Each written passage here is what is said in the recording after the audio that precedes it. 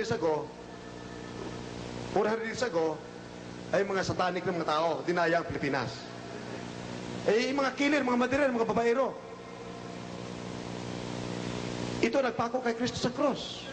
John chapter 19, verse 6, mga pare mismo. Hindi kayo minamahal.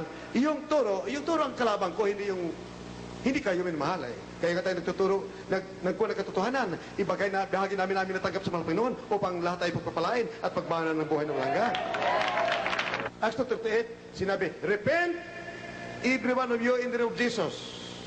Yung po minamahal, nagtanong yung mga pare na nag-murder kay Kristo.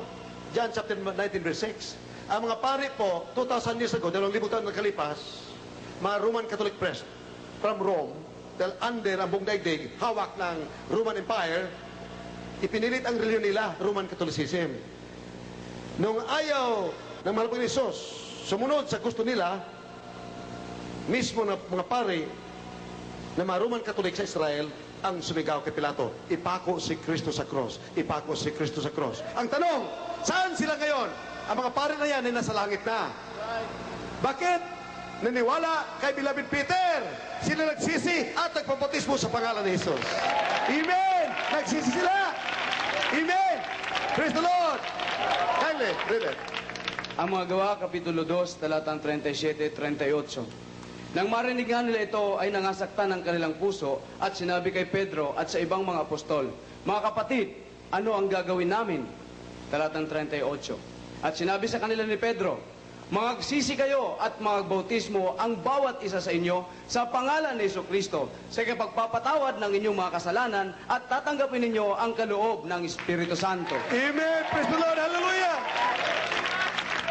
Minamahal, kapag napatawad yung kasalanan, tatanggap ka ng kaloob ng pagaling, ng himala. Pruiba na natanggap mo ang kaligtasan. Pag nabautismo ka sa pangalan ni Jesus, ang iyong kasalanan na napatawad, ang karamdaman mo ay gagaling sa pangalan ni Jesus. Amen! Hallelujah! Praise the Lord!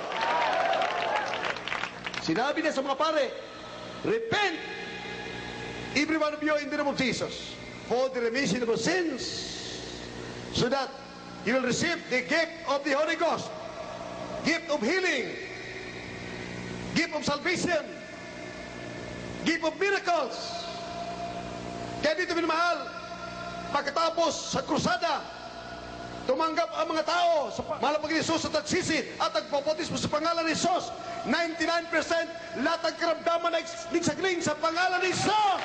Nagsagaling lahat sa pangalan ni Jesus. Gagaling makito, maglikibat, diabetes, mga AIDS, lahat ng uli ng karamdaman ay gumagaling. Ang mga bakla, mga tumboy nagbabago, naging tunay na lalaki ang mga bakla, ang mga tumboy naging tunay ng mga babae, ang mga NP naging tunay ng Kristiyano, ang mga binilip, mga rebelde, pagtanggap kay Kristo, naging mabait na, tunay ng Kristiyano, nagmagmano ang buhay, yung langgang! May kabutihan na tanggap. Eh bakit natin pairal ni ating turo na hindi sa Diyos? Kung sa Diyos yan, hindi ka naasa na baril, nakakabagi kayo magalit, pamaril ka. Sabihin mo, Kristiyano ka. Sabihin mo, Iglesia ka ng Diyos. Pero may baril ka. Kayo mga membro diyan, tingnan mo yung mga nagtuturo na si Kristo hindi Diyos. Pakita yung may baril yan. Hindi yan mga rang Diyos. Dahil ko sa impirno niya lahat yan. Dahil ko sa impirno niya. Lahat yan, dahil ko sa impirno. Dahil kailan sa pirno, di mo ulit. Bakit po? Hindi salita. Pagpunta niyo rito, makinig kayo sa Ibanghelyo ni Kristo, sa Jesus, Miracle Christian Ministry, may karamdaman ka, gagaling ka. May problema ka, malutas. Hallelujah! Ikaw'y salbahe. Mawala pa ka salbahe mo. Babaero, sugarol, kidnapin, killer, banderer. Mawala ang iyong pagkamanderer, pagka-killer, pag sa Kristo yung nasa iyo. Ikaw'y piwag, matakutin, salbahe. Mawala lahat yan, magbabago ka dahil sinabi ng Biblia, therefore, if any man be in Christ, he is a new creature. All things are passed away. Behold, all things have become new. Lahat ay bago na kapag ang Kristiyano si Kristo na sa iyo. Lahat mo sabi, praise the Lord, hallelujah, praise the Lord, hallelujah, praise the Lord.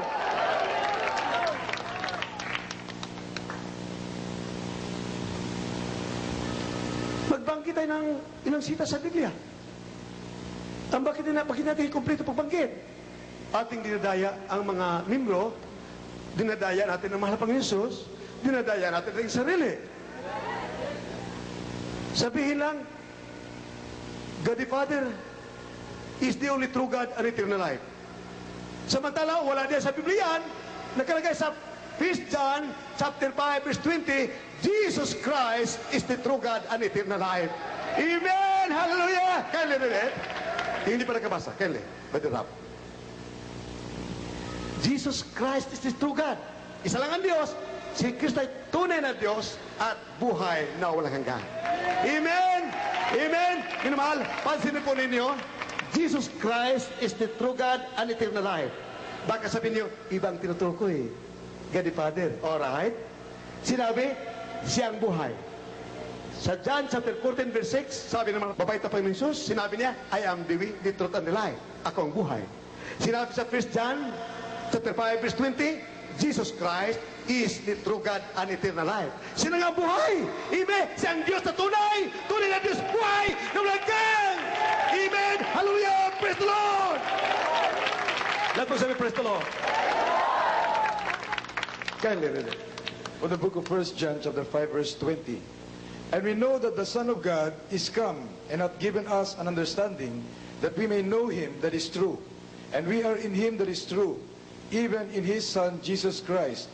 This is a true God and eternal life. Amen! Hallelujah! Glory to God! Hallelujah! Ngayon,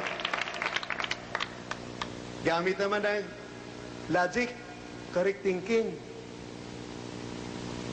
If you believe that Christ is God, and it turns out He's not God, it's not written in the Bible that you'll be penalized in hell. Hindi nagsasabi ng Biblia, kapag naniwala ka sa Kristo ay Diyos at lumabas na hindi pala Diyos si Kristo,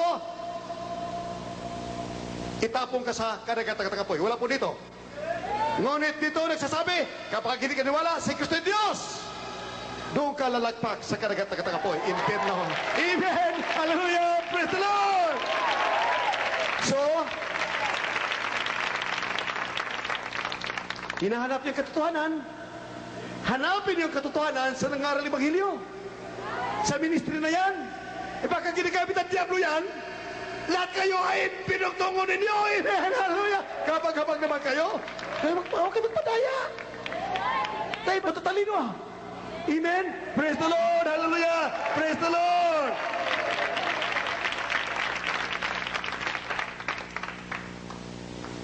Jesus Christ created the heavens and the earth. God the Father is the rock. Deuteronomy chapter 32 verse 4. God the Father is the rock.